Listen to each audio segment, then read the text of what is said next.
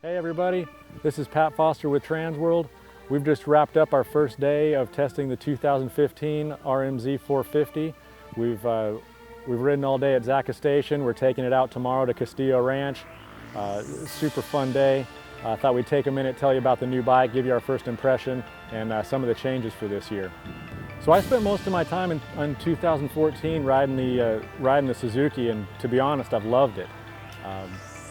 Really enjoyed the cornering, which kind of goes without saying. For a lot of years now, Suzuki's kind of been the standard when it comes to cornering, and man, the bike just handles so well. It's so light.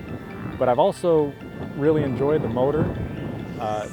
It's got great roll-on power, good mid-range, a pretty adequate top end, a little flat on top end, but not necessarily the most in any one category, but effective all the way throughout.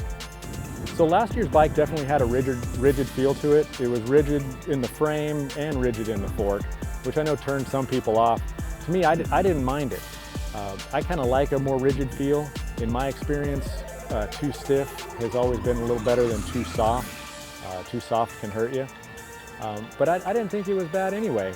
A lot of people said, gosh, it gets busy when the bike, when you're hitting fast chop. And gosh, I took this bike up to Mammoth, and I don't know too many tracks that are faster or choppier, and I thought the bike handled reasonably well. I had stock settings, but it worked well. I've enjoyed everything about this bike. So for 2015, Suzuki made a number of changes to the frame to try to decrease the rigidity, and gosh, it's paid off for them. The new bike today is much more compliant, and I could definitely feel it. You can feel it everywhere, but I can definitely feel it entering corners and exiting corners. It just seems like it's a little easier to hit your lines. The bike wants to flow with you a little bit better, not quite as stiff feeling. And it's definitely a welcome change. In addition to the frame changes, the new 2015 Suzuki has the all-new Showa separate function triple air fork. And if you've been watching some of our new bike tests, this is a pretty similar fork design to the Kawasaki and to the 250 Honda, which we just tested last week. But the settings are different. We started with different settings, but the approach to adjusting the bike is similar. And to be honest, this is the best true outdoor track that we've actually had the suspension on. And we spent a lot of time focusing on the forks, and we've got some really cool settings. And I've said it before, but the amount of adjustability afforded by this new triple air system is pretty staggering. So we started riding today with the stock settings, and fairly similar to the other bikes that I've ridden, I was looking for more bottoming resistance right off the bat. So we added we went in 10-pound increments, but we added about 25 pounds of air to the inner chamber. And what the inner chamber does is it controls the entire stroke. So it makes it stiffer at the top, it makes the bottoming resistance stiffer. It just takes the linear line and raises it all the way throughout the stroke.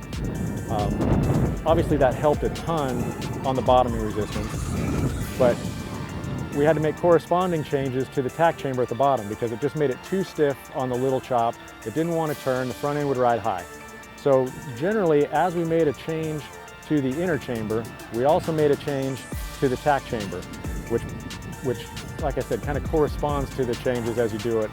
It pulled the front end down. It makes the initial stroke much more supple. Basically what you have is opposing forces working together. Adding air to the tack chamber counteracts the air that you've added to the inner chamber. Once you get that concept and understand where you need to add air to make certain adjustments, the system is amazing. And because we had time, and because we had a true outdoor track with jumps, bumps, braking bumps, chop, it really gave us the opportunity to play with this a lot and find a cool setting. We ended up starting with a stock setting of about 174 pounds, both in the inner and in the tack chamber. And we went up to about 200 pounds in both and really found a setting that worked well. And it worked well for me, ex-pro, vet rider, bigger guy.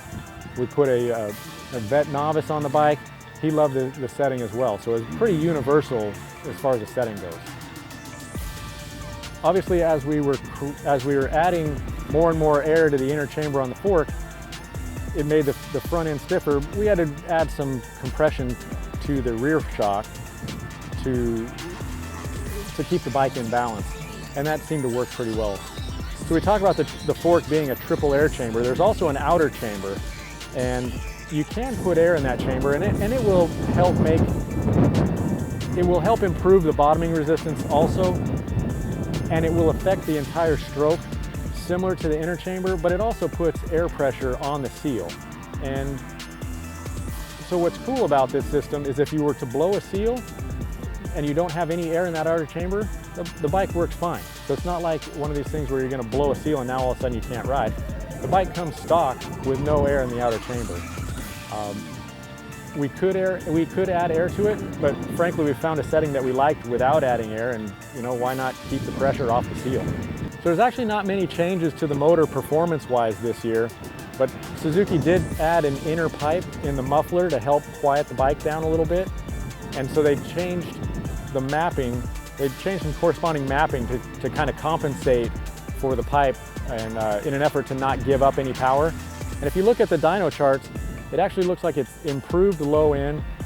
It's got about the same amount of mid-range, and there's actually a little bit of improvement on the over rev. That's not exactly what I felt on the track today.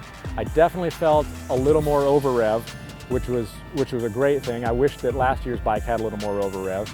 So that was terrific, and I definitely didn't feel any difference in the mid-range. The bike still has a fantastic mid-range, but the little bit of snap that I enjoyed last year, the 2014 had a quick burst of power right off the bottom, is definitely got a more linear delivery this year. It comes on smoother, it's a little more manageable. It's not a bad thing at all, and I think most people will like it. It makes the bike, it makes it a little easier to put smooth power to the ground, but it definitely doesn't quite have the snap that it had last year. Again, not a bad thing. I actually think that it's a good thing, but I can definitely feel a difference this year. Kind of another cool feature that Suzuki added for the 2015 is the whole shot assist button, and it's similar to what we've seen on other bikes in the past, except other bikes have only had one option, and that is to retard the ignition timing, smooth out the power delivery, and make the bike a little more manageable off the line. And it feels like a pretty smooth, progressive clutch slip is what it feels like. And Suzuki does have a setting for that this year. But there's also a more aggressive setting where if you've got really good traction and you want to, putting power to the ground is not a problem, you want to put as much as you can, there's actually a more aggressive setting that advances the timing, puts more power to the ground than stock, and gosh, what a cool thing to have. Obviously, if you're going off concrete, you want to go off with a more mellow setting, but if you've got great traction and the ability to put more power to the ground, this new system has the opportunity for you to do that. A couple places where Suzuki could use a little attention is with the clutch. The clutch gets hot easily, it starts to fade. It's got a nice quick adjust on it, like most bikes do. We've got to use that once in a while. A little more substantial feel in the clutch would definitely be a good thing. And the brakes are just average. The front brake's better than the rear. The rear can use some attention. Again, not a huge deal, but something that they should take a look at, in my opinion. Overall, the first day of testing, we've got a really good impression of this bike. I was definitely a fan of the 2014. A lot of our guys were. It won our shootout. I think all the changes that Suzuki made were productive ones. The more flex in the frame is a great thing. The air fork, we're really getting that dialed in and have a setting that we really like for this bike. The motor's great. Of course, all of these changes did nothing but improve the cornering, if you can imagine that. So we're really looking forward to riding tomorrow at Castillo. We're going to spend a lot more time on this bike. Pick up a new Transworld in a couple months. We'll have a more detailed story on this bike, tell you about what we think. And you guys, thank you very much for tuning in. Have a good one.